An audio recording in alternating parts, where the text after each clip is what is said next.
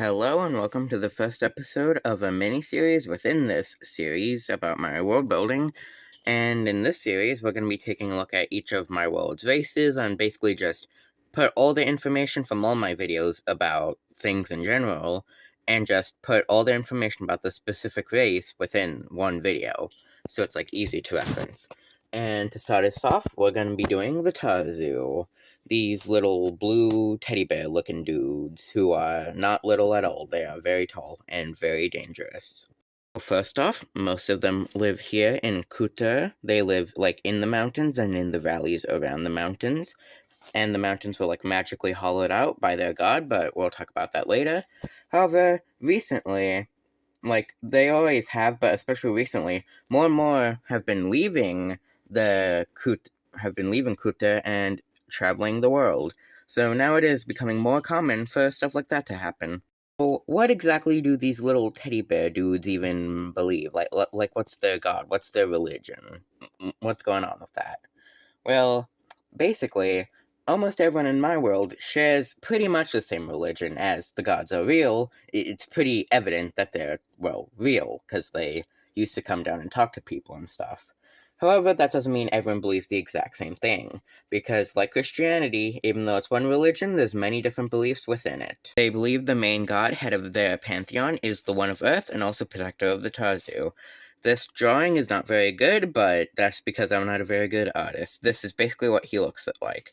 So he's like a Tarsu, but he's taller, he's got more blue fur, and he's got 4 arms, because they value strength and stuff.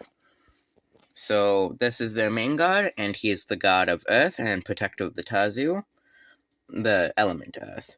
And they also believe in this. They also believe in all the other gods that are also in the pantheon that I'll get to in a different video. So what's the history of their race like? Well, you see, all sapient beings all come from the same common ancestor. The first of each kind of creature was created by the gods and then let evolve on their own.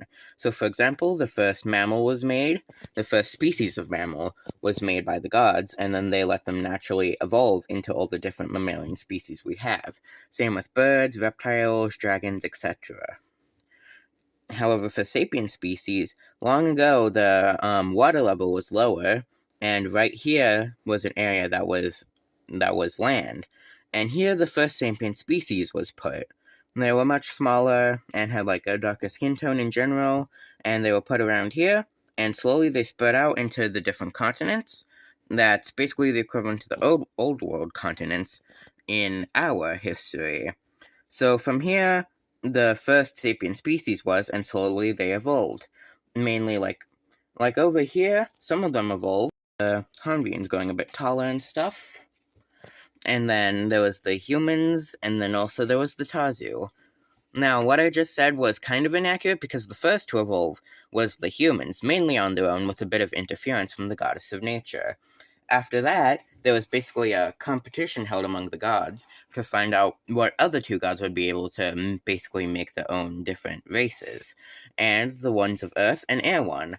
And the one of Earth took the sapient species that didn't evolve into humans. He took part of that, and he basically evolved it into the Tarsu.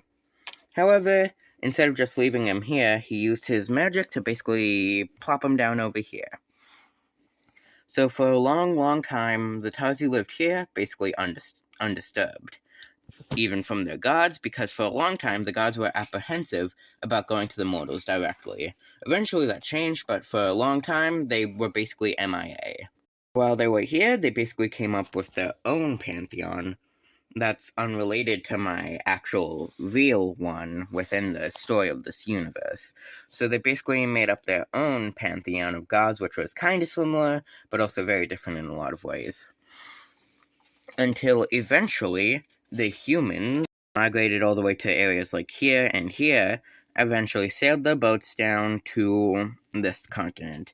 And basically, this continent is very, very cold, and using magic, the gods made this lake very warm and humid, and the areas around it are habitable. However, the rest of the continent, around this area is habitable, and this area is also habitable because it's higher up.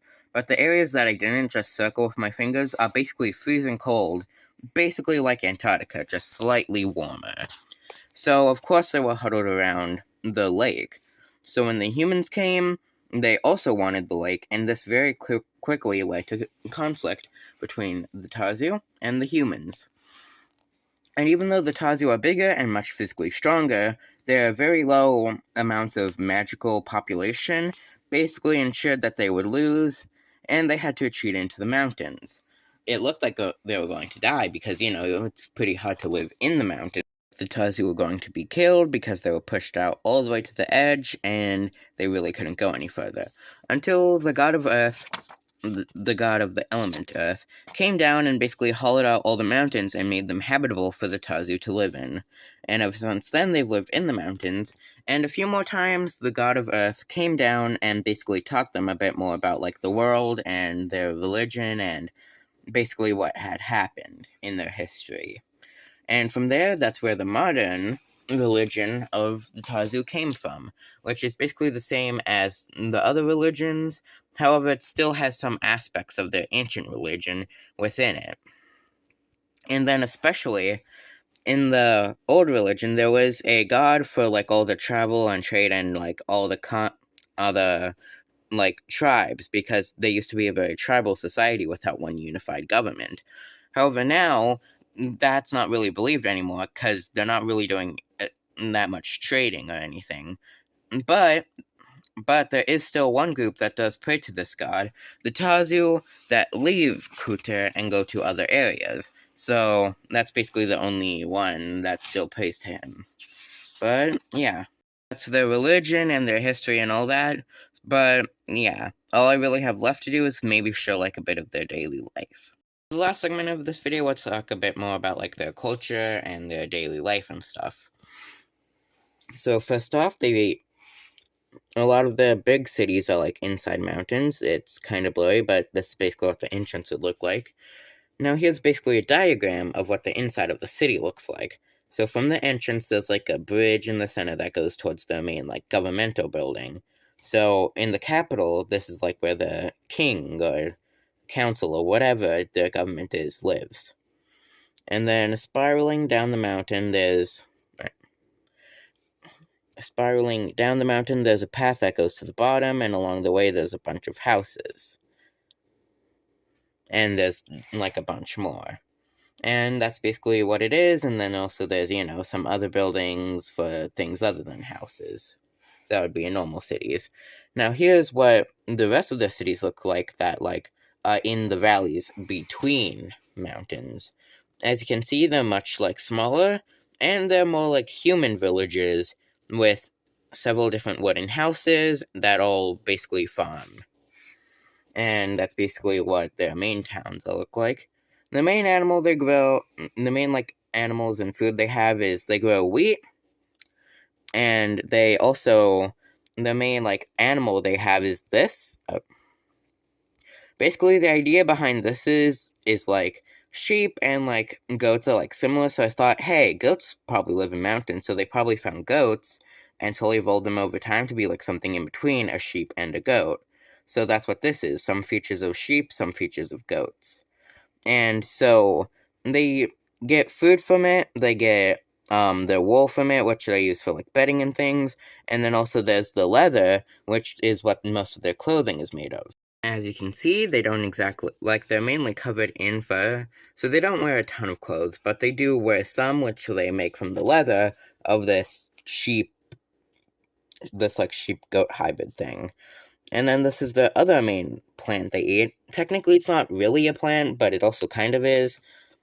I'll explain this more in a future video, but basically, this plant basically draws magic from existence around it, and from that, it grows, like, almost completely underground. So it's really hard to find. Then, it uses most of the energy it saves, and in a day or two, grows, like, a full plant that looks similar to wheat, but, like, when wheat is, like, normally grown, when it's all green and stuff, before it turns yellow and dies. And from there, its seeds gets picked up by the wind and dropped off somewhere else. I have a little animation for it, I'll just play it right now.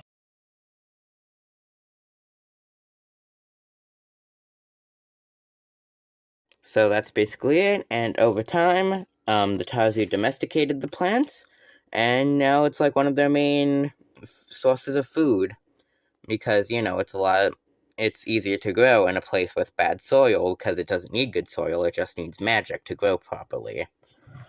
And that's pretty much it. That was an overview on the Tarsu. I hope you liked it. If you did, please subscribe. It would help this channel a lot. It'd be nice to see it grow. Have a good day, and bye!